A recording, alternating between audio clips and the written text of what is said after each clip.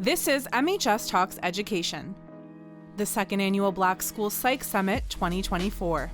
Dr. Sonya Coe-Milo and Dr. Stephanie O'Neill are school psychologists practicing out of Houston, Texas and Pasadena, California. They presented on implicit bias and how to navigate it during the special education evaluation process.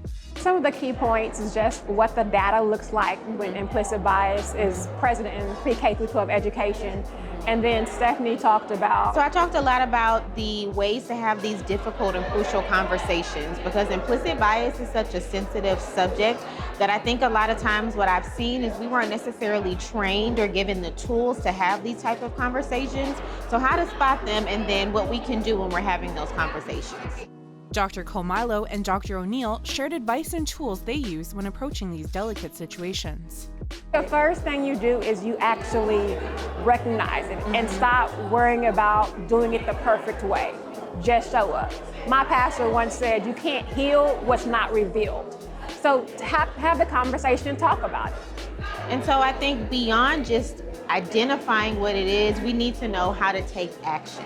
Ultimately, it's just to advocate for that child to ensure that we're doing best by them. And then, of course, those strategies just to know how to have those conversations. So ensure you're being open, you're honest, you're vulnerable, there's some spontaneity, you're very clear in your words. So when you're having the conversations, you've identified it in yourself and others, and being able to move forward and take action. Sonya and Stephanie discussed the importance of using high-quality data from multiple rating scales, as well as having conversations to make better-informed decisions for students. A rating scale is based upon a person's perception.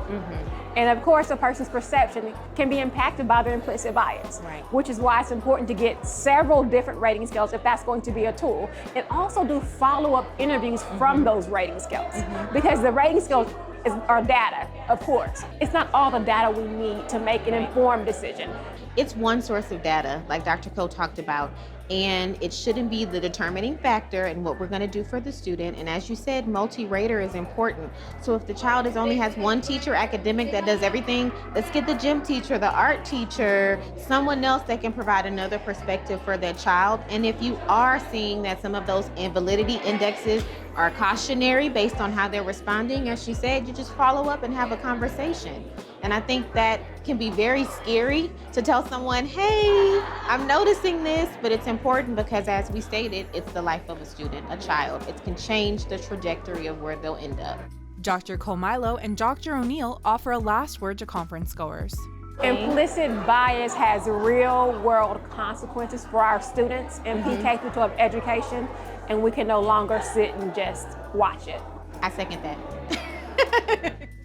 Stay tuned for more videos in this MHS Talks Education series. For more information on the Black School Psychologist Network, visit BSPN INC.com. Follow us on Facebook, LinkedIn, and YouTube for more.